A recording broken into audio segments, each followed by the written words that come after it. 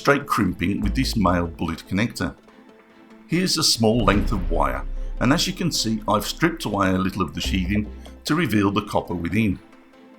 Make sure the copper is twisted neatly, then push it inside the connector, making sure the wire goes into the connection hole. If the wire doesn't fit, you'll need a larger connector. If you look carefully, you can see the copper sticking out here, so we know it's inserted properly. The connector is offered up to the crimping pliers and placed into the appropriately coloured slot. The pliers are then closed to squash the connector to the wire. Now, I confess, I'm not a big fan of crimp connectors. I know a number of auto electricians that swear by them, but I've never found them reliable. This one feels loose to me, so I crimp it a second and even a third time. I've tried various pliers and different brands of connector, but for me the connection never seems as good as when it's soldered. So here's my preferred method of using crimping connections.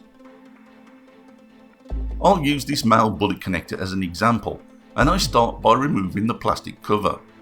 This can be fiddly, but it is necessary. It may be possible to slide the plastic cover back onto the wire.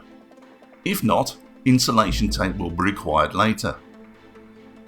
Next, the wire is inserted the same way. And this time, ordinary pliers are used to squash the connection in place. Make sure it's not too flat, otherwise the plastic cover will never slide back on. The fitting is then rested on a hot soldering iron and allowed to heat up for several seconds. Then a little solder is dabbed onto the connection and the wire strands, allowing the solder to melt all the way through.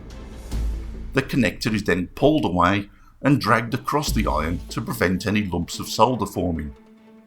Once cool, the plastic cover can be slid back in place, or insulation tape can be added if you prefer. To me, this provides a very reliable connection, but it does take a lot longer than crimping alone, so the choice of method is down to you.